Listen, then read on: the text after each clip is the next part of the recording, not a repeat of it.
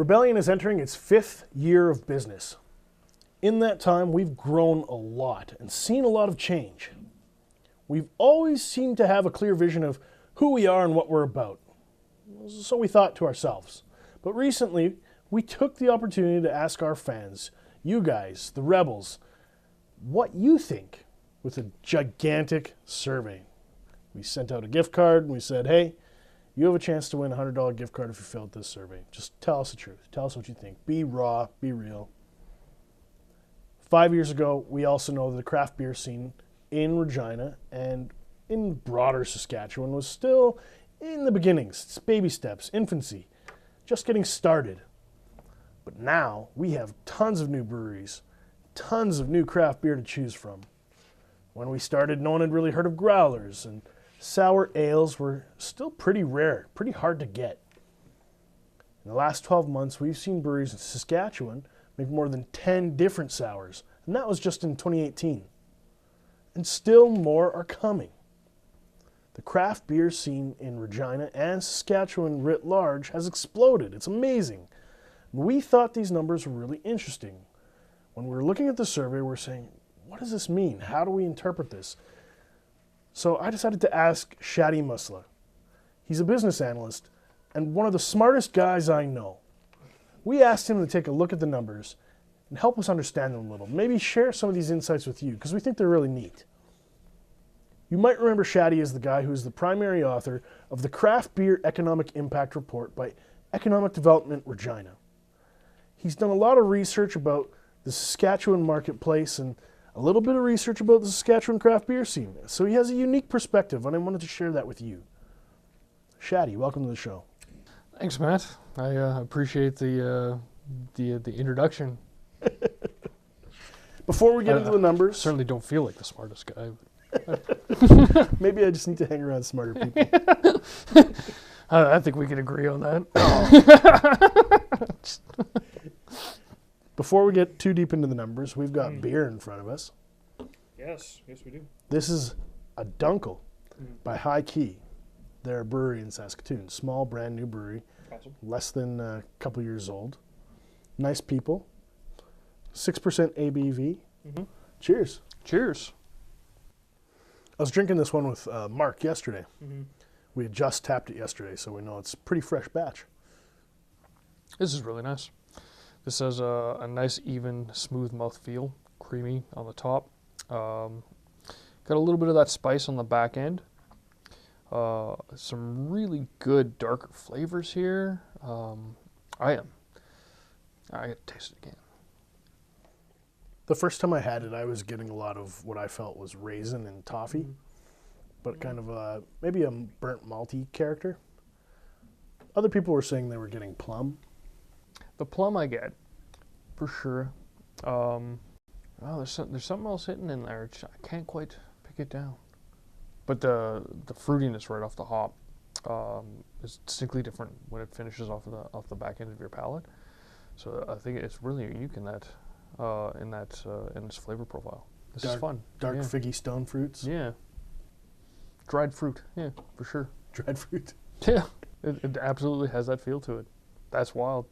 I'd say this one, for me, in comparison to other Dunkels, is maybe a little bit sweeter.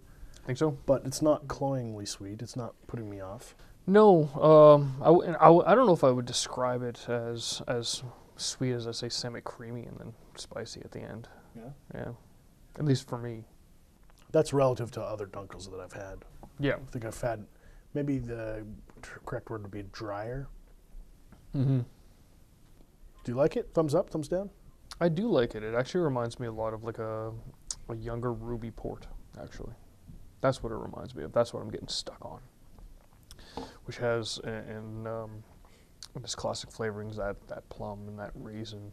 It's got a really good mouth feel, so it sort of coats everything over and then finishes off with that spice. So that's what this reminds me of, actually, is a Ruby Port. That's not unusual. Mm-hmm. People go to what they know and have tasted before. Right. Some people say when they drink certain stouts, they taste like cigarettes because they're used to cigarettes, and other people say, oh, that tastes like coffee or chocolate. Yeah, there's nothing as appetizing as drinking cigarettes. Sorry. Yeah, it's not in my flavor profile, but as an ex-smoker. But so I digress.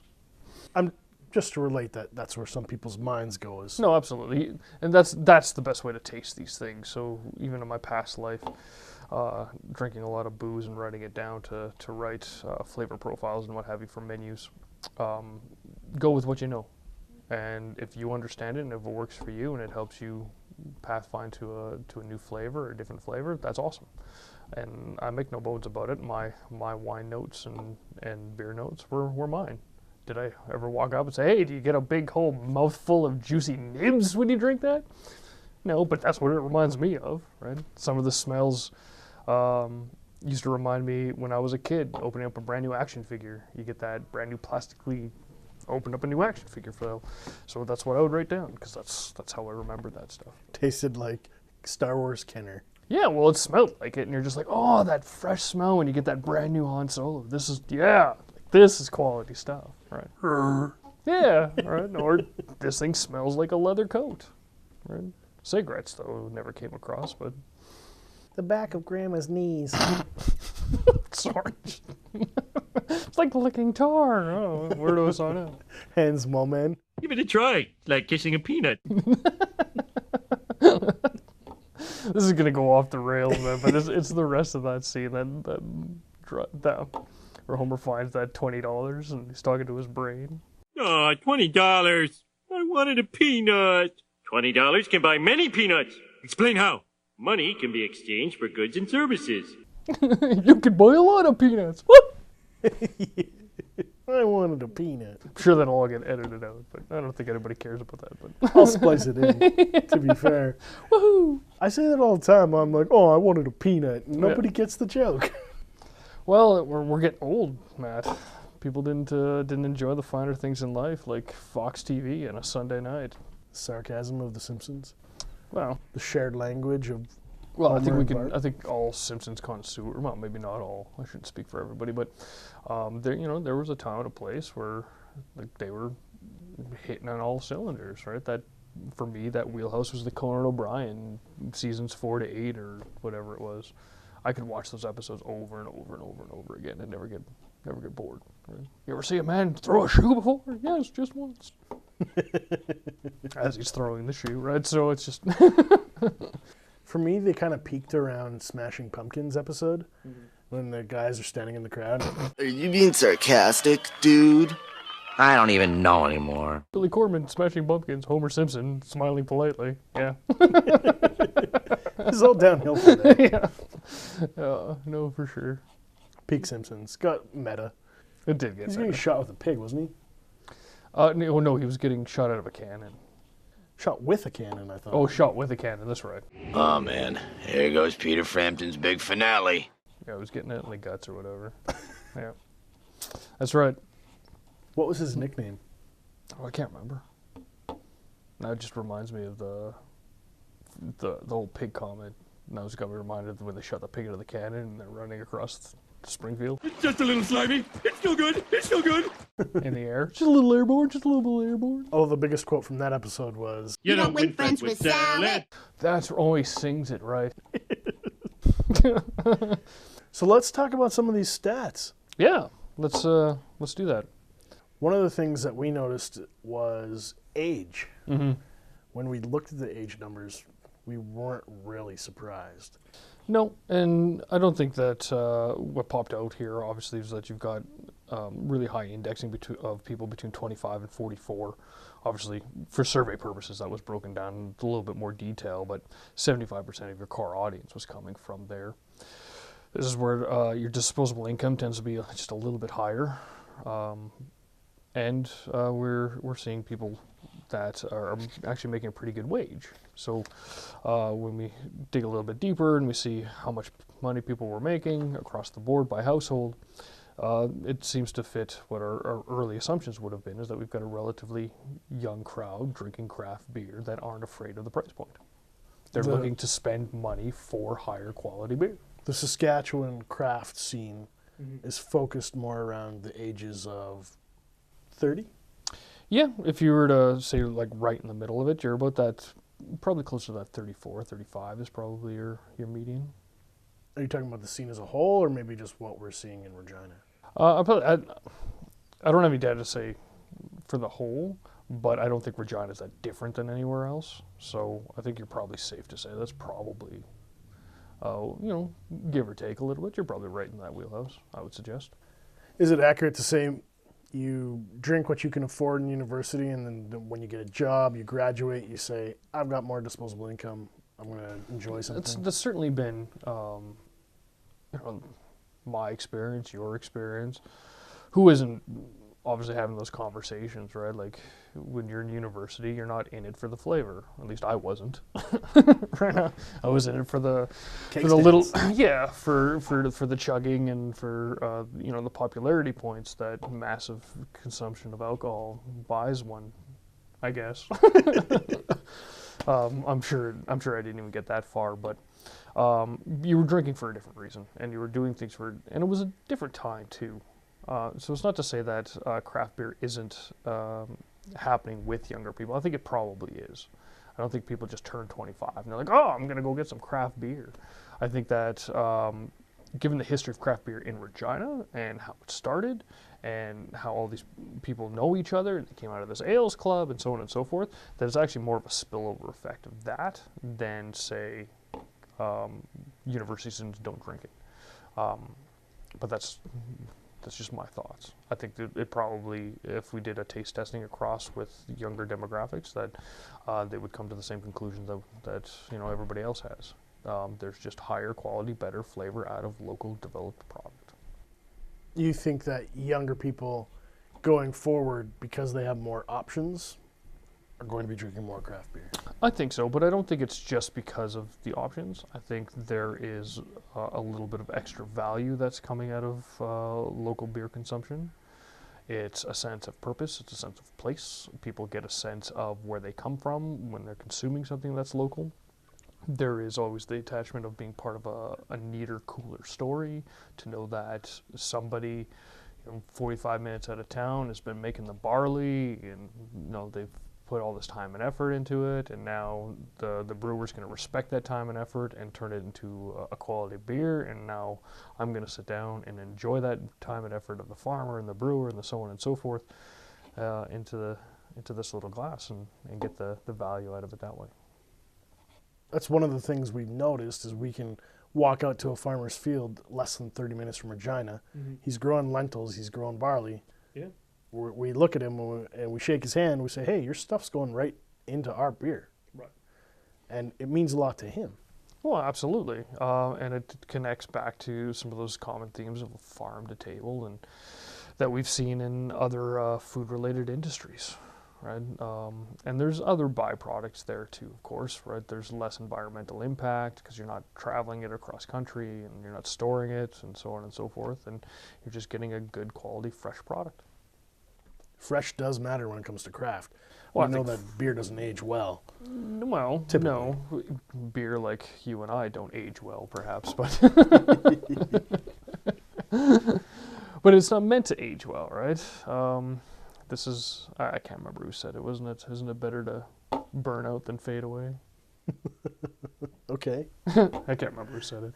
Somebody famous and super awesome said it. Like Jesus or something. One of the other neat things we noticed, gender breakdown.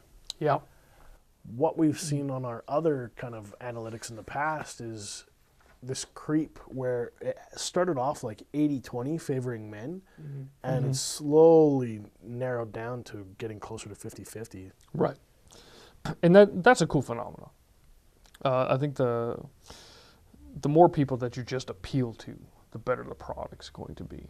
But for whatever reason, well, I shouldn't say that. We know specifically for the reasons. Beer historically has always been aligned with these stereotypical male macro beer, right? And quite frankly, a bit toxic behavior, right?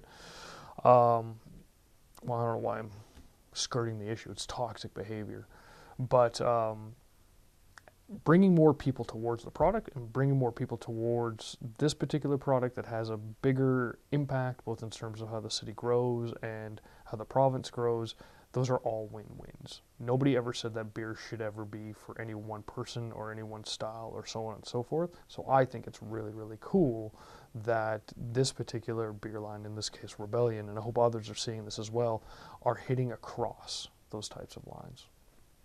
I think that's really important. Not just for the health of the business, but, well, chief among them, if we just take the straight financial benefit, more people drinking the product means more sales. More sales means more revenue. Revenue means more profit. But I think it helps break down, in my mind anyway, other artificial barriers that we put up to these things. No longer do we have to put up with that stereotypical drink Coors Light and we're all hang out on the beach and you'll be really cool if you do it. But that's just me. One of the interesting things I think is because we try to speak to women as well as men. Well, you have particular events that draw women in. The Lady Rebels Beer Club. Trivia night seems to be popular as well. Right. And that's something that didn't really come out into the survey, is that you do have these really neat niche events that, although somebody might not be coming to Rebellion to have the Rebellion beer, they're certainly having some experience there and drinking the beer. And I think that opens up a whole different mindset in terms of who are you appealing to and why are you appealing to them. I was reading an article recently that was saying women have better palates than men. Women can pick out more aroma, more flavors, and identify it better. They're better beer connoisseurs than dudes. And I was just like, I'm not surprised by that number. I look at my wife. Maybe I was self-selecting, but her friends who are foodies. Yeah. Oh, I've drank with them. I know. And when I sit down and drink beer with them, and we're identifying flavors or talking about it, I learn more from them than I learn from most. Right, but you're. To give some context, I've had the pleasure of drinking with that group, and they splash a lot of different wine across their palates, right? And they're looking for those things, and they're tasting for those things, and they're interested in those things. And I think that's really cool that they're interested in those things, because for a long time, even wine was bloody unapproachable, to the point where to get anybody into wine, you would have to identify it with some sort of weird furry critter, because nobody wanted to deal with the wine label, so go get the one with the penguin on it, and people would chug it. So I think it's just a greater a movement in more responsible drinking and more quality drinking. I think that's cool. I think that's really cool. And yeah, it wouldn't surprise me that, particularly in that group, probably tastes some things better than I do. I have no issue with that. I'm always looking for other people's perspectives. One of the things that surprised us a little was we were looking at the stats of where people are drinking our beer, where they self-report. And one of the things we noticed was a lot of people reported they're drinking it at home. Yep. As opposed to going out to a pub or a restaurant or the tap room. Right. The thing that you have to take that again with a grain of salt. We don't know that they're at home alone, sitting underneath their blankets, just sipping craft beer as if macro breweries are coming to knock down their door and arrest them or something, to give you some 1984 imagery. But what we do know is that a lot more people are drinking at home. And part of that could be, and it probably is, has to relate with some of the social responsibilities of drinking. People are less inclined perhaps to be drinking and driving. We know that Regina is a drive-heavy town, so people are self-selecting that way, just to go down to the brewery or you go down to the liquor store, fill your growler, watch TV. There's also less responsibility. I don't have to be on ceremony like I would be in public, or like anybody would have to be in public if you want to sort of sit on your couch and spread out and drop some cheese on your face or, whatever, right? There's no judging there. It's your house. But this particular stat also doesn't necessarily mean that they're drinking alone. I think that's the greater point. I think that more people are probably getting together, having some sort of social event, whether it's probably around a sporting event or just hanging out and enjoying each other's company in an environment that's just a little bit more approachable. We're circling around the value experience, and we're circling around pubs and restaurants. Mm-hmm. There's one interesting thing you said to me prior to us turning on the microphone. You're like, what encourages people to drive 15 minutes from the outer edges of the town, the suburbs where most people live, right, to downtown? You said toilet paper is not special. People don't drive 15 minutes for Nobody's toilet getting into the car to drive 15 minutes to get toilet paper. So the issue here is that are you a convenience business in which you're located close to neighborhoods or within neighborhoods where if somebody just really needs something, they can hop out and grab it versus being a destination? Destinations need to be special. And to be special, you have to offer something different, and you have to offer enough value to not just get people to part with their money, but to get them to spend the time to come and see you and spend that time with you. And the biggest difference, of course, is that if you're not doing something special, or if you're just doing what everybody else is doing, or what you're doing is easily replicable, that can be replicated easily, it's really hard to compete. Really hard to compete. And location will make all the difference for that. So if you're, a convenience store, you want to be, well, quite frankly, convenient. And convenient means close to home, not 15, 20 minutes away. When you were saying those things to me, three of our clients came to mind for that unique experience. Like, I'm going to drive 15 minutes. Yep. Instead of 5. Right. I was thinking Avenue and Crave and Capital. Yeah. They're all 3 different very unique experiences in the downtown core. Something that you'd drive to, that you'd go for a date to. You have a special event to, or a special function, or what have you. Or you just really like going there because you can't get what they offer anywhere else. And certainly not the same value in which they offer it. Absolutely. That's what's going to drive,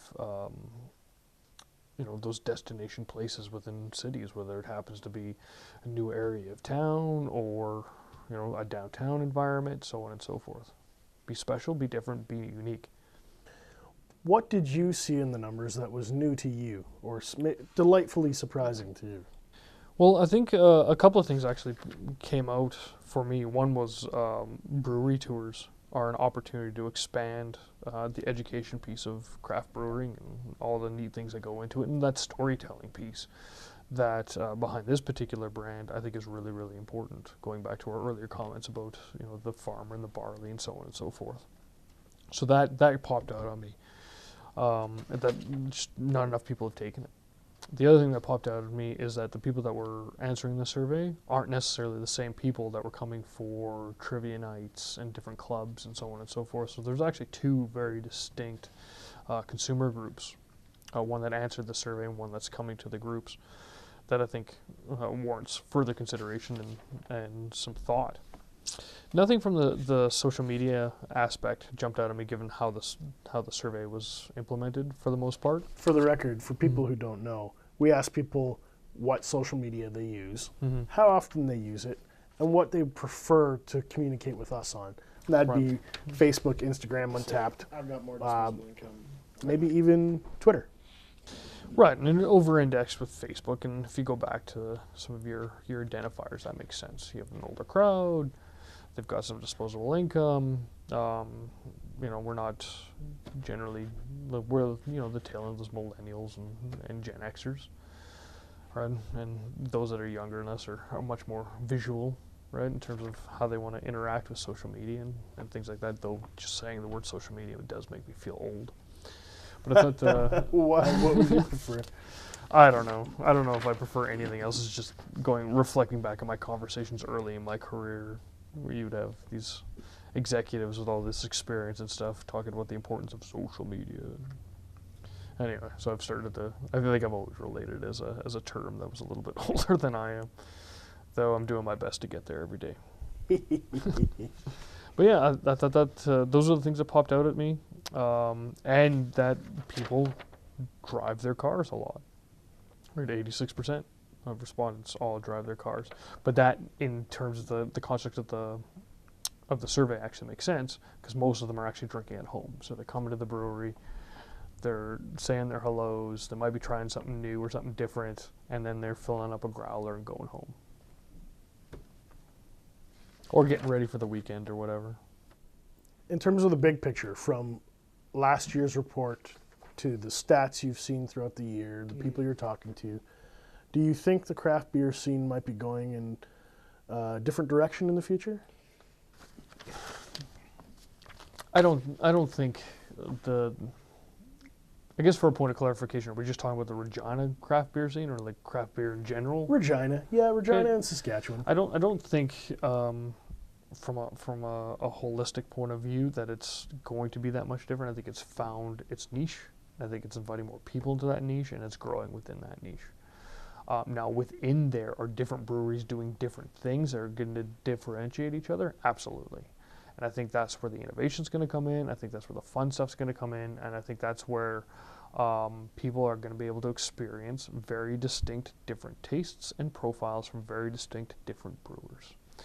And within those particular trends is what's going to grow the market out a little bit more. And I'm actually pretty excited about it. I like the fact that I get to live in a town, and for the record, it's this town, that there are some really neat industrious people who have a passion and a love for making beer, and they all do it differently, and they've all done it for slightly different reasons, and they're all really neat stories, they're all really neat beers, they're all really neat people. And moving past sort of that beer culture that we're moving away from giant festivals and rock concerts and commercials and everything else, to be able to go into a small spot, meet the brewer, have a chit chat, get some insight on what happens to be good that day or what's coming out. That's special. That's neat. That's a story that when I go home and I pour that beer and somebody says, "Oh, what are you drinking?" Now I've got something to say. And I like beer, and I'm from Saskatchewan, drinking a Pilsner or more, but you never had those types of conversations. Right here, you can have those kinds of conversations, and I think it just leads to something that's really, really neat. Right? And if I had to equate it to something, I would say it was more like reading a book for the sake of reading it, and reading a book for the sake of really enjoying it and getting into the finer details of world building. Beer allows you to world build. I think it's pretty wild. Shaadie, I want to thank you for coming on the show today. Well, I want to thank you for having me. It's nice to be able to get out and talk about these trends, even if it's for a short period of time. I think this is where the really interesting stuff of the industry is. I mean, outside of actually getting to drink. Rebels, thank you for tuning in this week. If you want to find the latest news about Rebellion Brewing, be sure to check us out on Facebook, Instagram, and Untapped. Thank you for joining the Rebellion.